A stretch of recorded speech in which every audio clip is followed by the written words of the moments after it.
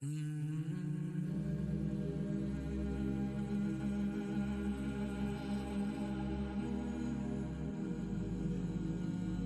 retreat has been organized to attempt to explain the reality of the world today. Nabi Muhammad alayhi salatu wasalam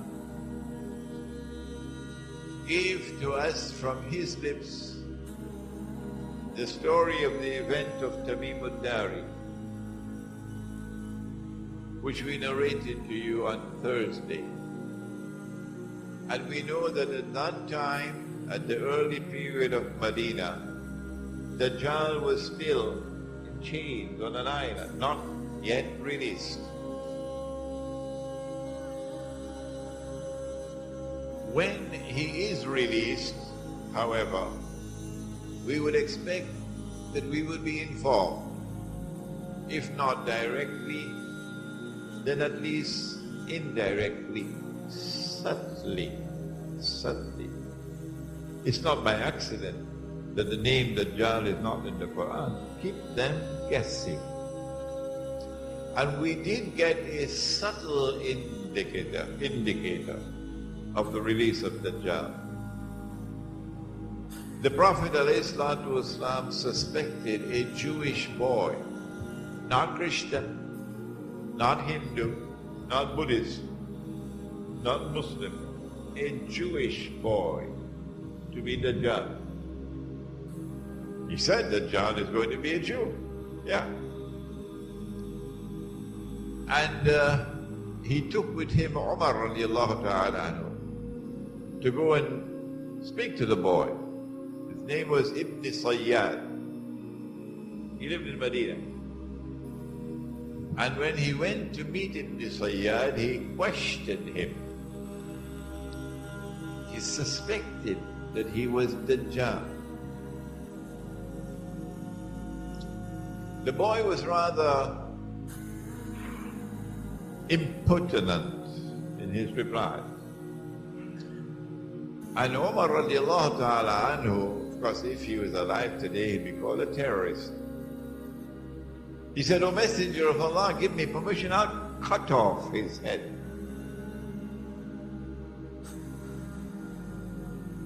The Prophet sallallahu ta'ala alayhi responded and said, "No, Umar, don't do that." Now listen to the words which follow. If he is Dajjal, this hypothetical statement, if he is Dajjal, could not be made if Dajjal is still in chains. If Dajjal is still in chains, the Prophet would know that.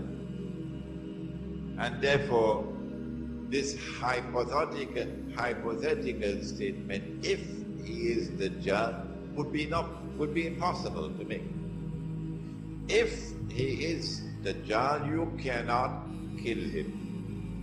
And if he is not Dajjal, it would be sinful to kill him.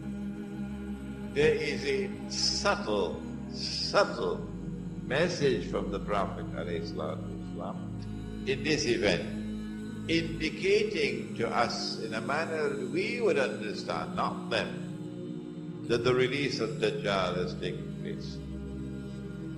When the release of Dajjal takes place, that's bad news for those who rejected Muhammad ﷺ, because he's not a Jew. Now punishment will begin. That Ummah loses its validity. Tilka ummatun qad khalat. A new Ummah is born. Huwa ijtabakum.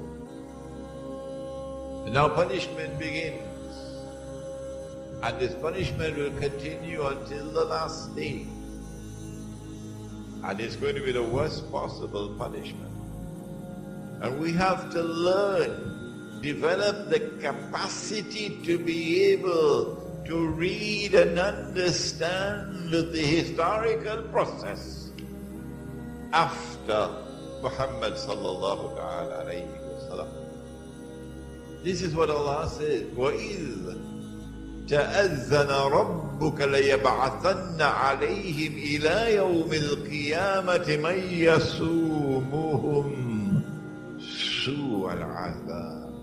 And your Lord has now announced that He's now going to release against them those who rejected Muhammad alayhi salatu, Banu Israel.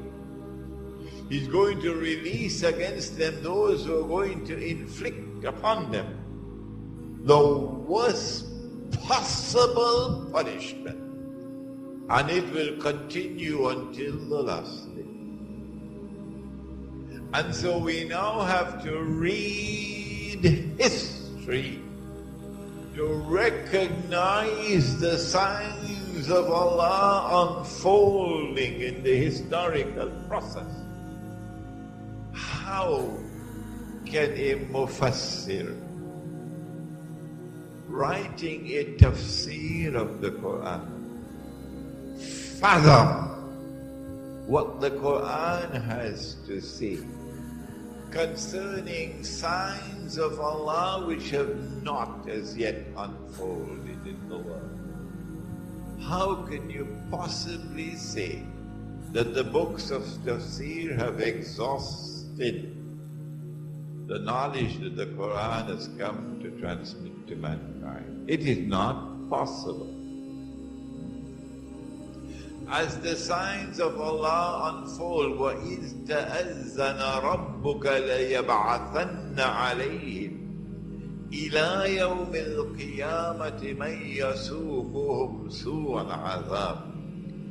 As the signs of Allah unfold with greater and greater punishment, escalating punishment upon Banu Israel, upon those who rejected Muhammad alayhi salatu wasalam, we have to have eyes with which to see and recognize those signs, and then correlate them with the verses of the Quran relating to them.